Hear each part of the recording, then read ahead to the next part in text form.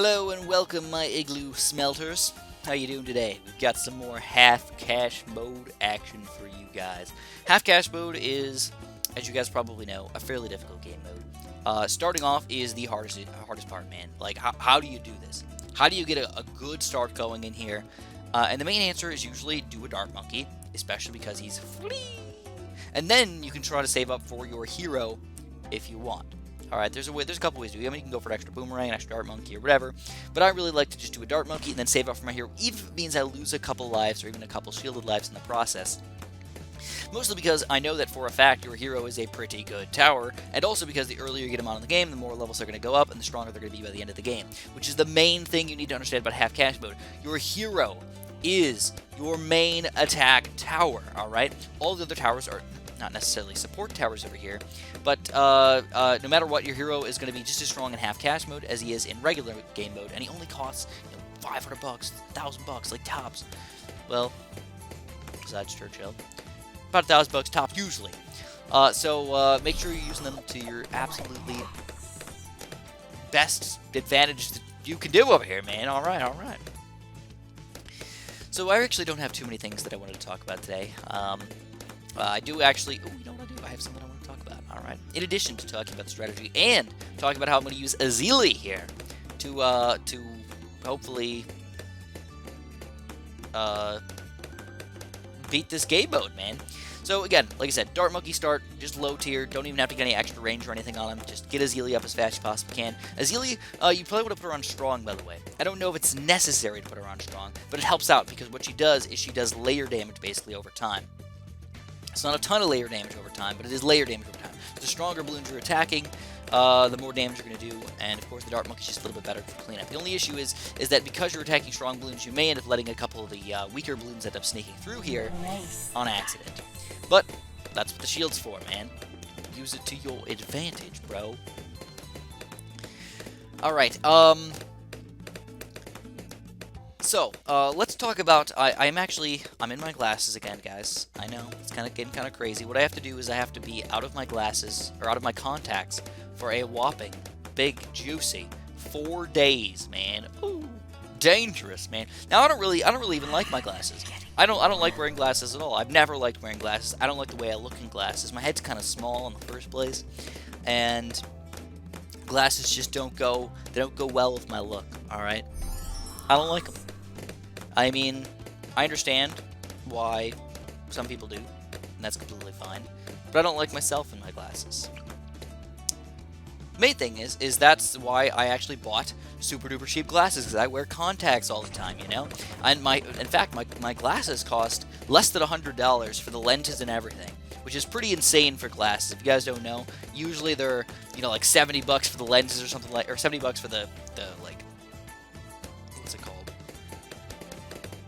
Whatever holds the actual lenses, man. I don't even know what the heck. You guys know what I'm talking about. The glasses themselves, and then the glass piece are the lenses. Yeah, I ended up getting the lenses for super duper cheap as well. I don't even know how or why, but they did. And I have an astigmatism as well. But anyways, the reason why I'm doing all this is because I am getting Lasik eye surgery. Alright? Oh my god. It's kind of scary, to be honest. I'm a little afraid of what's going to happen, but I feel like it's worth it in my life to do. So if you guys don't know what Lasik eye surgery is, I'm just going to talk about it for just a little bit. I'm sort of explain what it is while I'm talking about the game a little bit and everything. Hopefully you guys at the end of the video can just understand at least a little bit and why I'm deciding to do it. So by the way, I managed home right now, so that's why Luma's barking over there. Hopefully you guys probably heard that a little bit, right? So Lasik eye surgery is basically what they do is they literally take a laser and blast your eye, and they try and bend over, they try and make your eye better, alright? I don't know all the freaking details, but they like burn certain parts of your cornea, or burn certain parts of your eye, to bend it in a certain way to make it refract the light correctly on the back of your retina. So, anyways, if you guys haven't seen by now, we got crap tons of banana farmers. I'm gonna be lazy today, man. I don't feel like sitting here just watching, I don't feel like just sitting there with my mouse on those bananas the entire game. So we're going for the banana farmer today. It's not necessary, alright? It's not required. you're willing to not spend the 50 monkey money to just put your mouse up there, that's fine. Like, I'm not even microing with my heli palette today, alright? I'm literally just letting him sit there, just chill on that spot right there. But being greedy like this early on in the game can really, really help us out, man. Like, heck yeah. Because, as you guys probably know, I'm a pretty big fan of making lots of money, making the late game really easy compared to the early game. But anyways, laser eye surgery, like I said, I've been thinking about it for a while now. My dad got laser eye surgery. By the way, I also, I'm saying about it, I hate myself. But I say laser eye surgery and LASIK eye surgery, probably almost interchangeably. I think it's pretty much the same thing. I don't know if there's really a difference. It's called LASIK, but then most people call it laser eye surgery. I don't think people call it LASIK eye surgery, though. If that really makes sense. But, I'm gonna call it laser eye surgery for most of this time, but it's kind of scary because they're they try to explain to me like how the process is gonna go down, and they say that literally like they're burning parts of your eyes with a weird laser, right? They said nobody's ever gone blind in their place, but people have gone blind from the surgery, which is really scary as well. Like, I don't want to go blind, man, even if it's in one eye. Like the chances of going blind in both eyes has got to be unbelievably godlikely low, alright? Unless you have like some weird, crazy thing going on with the laser or something that just absolutely is a disaster. But then, I don't know. I don't want to go blind, man. I don't care how much money I get. Even if I sue them for $1 billion, I don't want to go blind. That would be terrible. I don't. No, don't take that away from me, man. I would not trade that. I wouldn't trade it. But like I was saying, what they do though is they were trying to explain it to me at least a little bit. They like put you in these like eye opener things. That sounds like torture, man. They put you in these eye opener things that like make it so you can't blink. Then they drop a bunch of crap in your eyes. All right, they drop like numbing cream and like numbing drops, and then they drop some other drops in there. And then what they do is they take the laser and they just start. They buzz it away, man. They do whatever they need to do. I think what they do though is they actually like. They buzz away part of like the top layer, and then they sort of fold it over, and then after they like fold it over, then they like buzz the cornea or something. It's like, oh, literally like part of your eye is gonna be like folded over for a little while. Like, oh my god, it's so scary, right? The sad thing is it's happening in just a couple days here. Yeah, I know. So it's back to the game for a little while. We've got some banana farms, not just a single, but a double, man, a dual banana farm play today. This is greed at its best, all right. But the nice thing is, like I said, mid-game, late-game, going to be like completely, unbelievably, fantastically delicious here. If at any point you realize you're losing here, just remember that you can micro with your heli palette if you feel like it. I've just been locking them in place to make it easy on myself. Then you can also make sure that Ezili's on strong. That is pretty important. If Ezili's on first, sure, she might be able to pop some balloons, but I think strong's just a little bit more efficient over here. Now what you're going to do, though, is for round 40, take them off of the lock in place, and make sure you're attacking the Moab class balloon. I don't even know if it's 100% necessary here, but I just want to make it easy on you guys. Make sure that you're going to pop the Moab class balloon. This is the hardest round, usually in the game in half cash mode, if you ask me, but we easily take it down. Not even like close. Easily take it down, and now we know everything's just to get easier and easier and easier. Now, the reason we get the submarine over here is because Ezili automatically has cam detection, right? So the submarine getting up to advanced intel gives us extra cam detection, and gives us basically exactly what we need. A nice thing about the submarine, though, is that you can get him up to advanced intel and then slowly upgrade him over time to give him more and more and more cam detection, really. It's kind of stupid, but it works, you know? It's kind of nice. Now, also, we're being super duper greedy today, man. 3 banana farms, Chris. You crazy, son. Yeah, baby. We like to be crazy because it's exciting. It's just a pretty tough round here, round 43, but we easily take it down, man. No problems there. And now, all right, now is when you got to start actually getting something going. So you can put your helipad on pursuit, you can get some faster shooting over here, you can get the triple shot on submarine over here. You do whatever the heck you really want to do, but I'm actually a pretty big fan of getting some grouped popping power at this point. So we're going to go for a quick cannon here, just pop them kind of in the middle actually. Not a super weird spot. Get heavy bombs at least for some popping power, and then you can go for the bottom path over here in just a little while. But basically a 203 cannon is my favorite cannon, if not a 204 cannon is my favorite cannon in the game. Bang for your buck, it pops balloons, and that's what you want it to do, right? I don't need any extra stunning action or crazy action going on in here. I just need something to kill the balloons. So So we go for a triple shot here now. This is going to, again, increase our pop power, but also our camera detection over here, which is a little bit of a pain for us.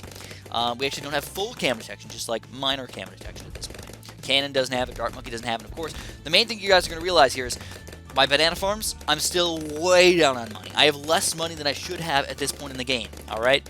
That's scary. But in about like 3 or 4 rounds, we're probably going to be like breaking even at some point. Pretty close to that or something like that. And then in like 10, 15 rounds, like, dude, we're going to be making bank over here. So I am always afraid of round 51. Out of all the rounds of the game, I would say round 51 is one of the scariest rounds for me. So what I like to do is I like to make sure I have some extra cam protection here. If I don't have it yet, I make sure I try to get it up as much as I possibly can. So actually, get a little scary over here, man. Some blues trying to sneak through at that point. Woo!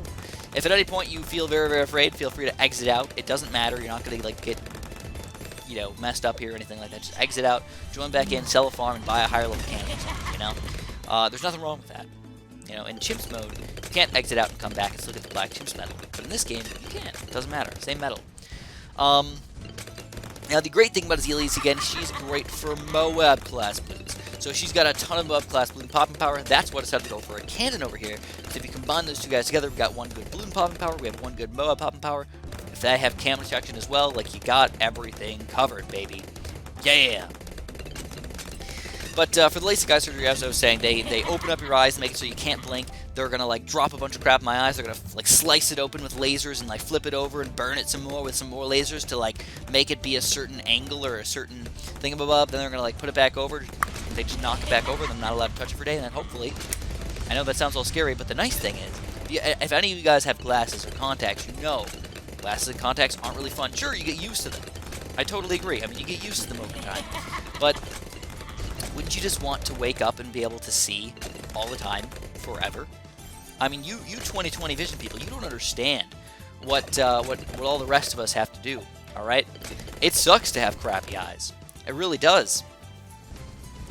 I have negative 4.5. So I don't know the exact way that you can understand that. There's not really a good way to understand that, but if you do have glasses or contacts, you can sort of relate to that.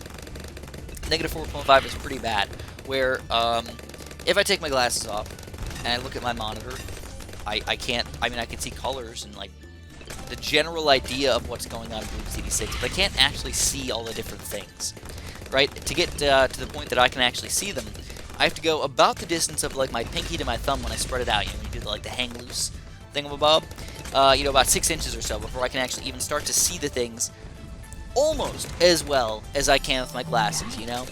So, but anyways, it's kind of expensive. That's the only real sad thing about it, but it's also an investment, you know? So you guys gotta realize, I spend several $100s on contacts every single year, and then I also spend money on glasses every couple years. You know, I've been really, really wearing these glasses for a long time. These have to be like 5 years old or something like that. But I'm glad that I'm just hopefully gonna get it done and be able to see forever, man. And like I said, it's actually going to pay for itself over the course of about 5 years. I feel like that's a pretty good investment, considering that I'm hopefully going to live for another at least 30 years. I mean, I hope it could be more than that, but hopefully at least 30 years, so I'm going to be making bank over here, man. Like, one of the best investments you can make is investments in yourself, whether it's education or making sure, like, you know, I don't even know what to call this. It's not really preventative medicine, but, like, you know, it's like medicine that will help me for the rest of my life. Hopefully.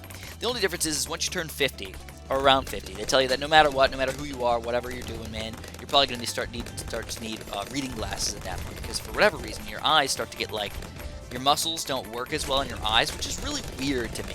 You know, I don't really understand why this happens. I don't know if we're not meant to live over 50, or, like, what the deal is, but for some reason your eyes... like, think about any other muscle in the history of the world. Even your heart, like, you're supposed to work it out. Alright? The more you work it out, the stronger it gets. Every single muscle in your body, like, name something that doesn't. Like, even, like, your intestines, I bet. Like, the more you work them, the stronger they get, you know? But for some odd reason, the muscles in your eye that control the opening and closing, or whatever the heck that they control to make you see up close or not, don't work anymore. Or start to work worse. Alright? Again, I'm not by any means an eye doctor or am I professionally educated in this stuff. I'm just trying to talk about it a little bit. But have fun with you guys, you know? Alright, so at this point what I did though is first round 63 I definitely got a 2-3 glue gunner. There's a lot of glue gunners you can go for, but 2-3 is like a for sure. You're gonna glue all the balloons, you know? Almost all the balloons, guaranteed. What I also did though is I went for a sort of odd here. A 3-2 wizard, and I put him on strong. Now, I'm probably going to end up going for a 4-2 wizard here. In sort of a weird way. He's kind of an expensive tower to go for, though. I'll totally 100% admit that, man. I usually do not go for any towers that are like over 3 grand, 4 grand. That's like my max usually. Usually, depending on the situation. Sometimes I just max it out, and I know for sure like an Apache dart ship usually can pop almost all the balloons on the screen, especially if you combine it with some sort of hero. Usually. So if you just sell everything for Apache dart ship, like, hey, that's a way to do it, man. Why not? Let it go to town there. Or even a Spectre. Surprisingly. Spectres. Or even like a Helipallet Spectre combo over here. But usually, you're better off spamming a bunch of 3rd tiers rather than going all the way up to 4th tiers or especially the 5th tiers, man. I don't know if I've ever gotten a 5th tier tower in half gas mode yet. Yeah. Big, very, very key word right there, man. Looking forward to it, though. But the issue is that to prepare for the laser eye surgery, I can't wear contacts for 3 or 4 days. And by the way, I don't know if I told you guys or not, but I have astigmatism as well. So that's I don't even know exactly what that means. To be completely honest with you, my light doesn't bend right. That's all I know. So when my contacts for a long time actually until I was about 22 maybe, I got to wear like these really nice, very thin contacts that felt like literally nothing in your eye. Nothing. It was like perfect, stupendous, wonderful, in every way, shape, and form. Those contacts weren't even that bad. Like, sure, contacts kind of suck because you got to put them in every morning, you got to take them out every night, you got to put contact solution on them, you got to make sure that they go in right. Sometimes you rub your eye and they get messed up. You know, like all these issues. But at the same time, I used to wear these like really, really thin ones. All right, then they were like, "Ooh, crap, Chris, you have astigmatism. Like, we got to give you these special contacts." You know, and they're like, "Do you want to try them?" And I'm like, "No, I like my contacts. Can I just keep them?" One day, doctor was like, "Yeah, sure, why not? For this year, you can keep them. All right, that's cool. You're not going to see as perfect as you possibly can, but it's still way more than good enough." And I'm like, "Cool." The next year, I go to the eye doctor, and they're just like, "Yeah, you shouldn't wear those contacts anymore. You should just upgrade. Just get the astigmatism." And I'm just like, "Oh, okay." They forced me into it. The problem was, oh baby, these things are like thick as crap. The problem with those things is they bend the light in like a certain way, like based on like an axis. So, they have to be oriented a certain way. So I have this little like notch in my contact where literally it has to be pointing up for it to go in right. If it ever gets messed up where it gets turned or anything, it's totally screwed. It's screwed me up forever, man. Like I gotta take it out, look for the little thing above, and put it back in my eye, which is another just step that's just annoying. This is why contacts are so gosh darn annoying. I'm sure you guys probably, anybody who has contacts knows that they're kind of annoying. So I'm kind of excited to get rid of them and hopefully just be able to live without them. Alright? So I'm excited. Wake up and just always be able to see forever. Now, it's kind of funny, too, because I talked to Amanda, I'm like, "Are you going to do it?" And she's just like, "No, I can't do that, like, at all. Like, I'm never going to do it." I'm like, "Really? Like, why?" And she doesn't really have a perfect answer, other than she's sort of afraid. And I kind of understand that sentiment. Like, you don't know for sure 100% if it's going to go perfect. But what they said was 97% of people walk out with 20/20 vision, if not better. And the 3% of people, they usually have to do some sort of secondary surgery to make them actually go for 20/20. I'm like, you know what? 3% of people, I mean, I'll take my chance there, man. 97%, I hope that it works out for me. My eyes are pretty healthy. They said it was a perfect age for me to do it. So I'm going to pop in here. I'm going to do it here, guys. Lasik eye surgery, man. I'm not getting sponsored by these people at all. By the way, I accidentally pressed that. I didn't mean to do that. Just in case you're curious, man, I was looking at the hotkeys, though, testing them out a little bit, and whoop, there it was. Pressed the button. I don't think by any means it is necessary, though. Just a quick heads up. But here we go, round 80 to finish it off, guys.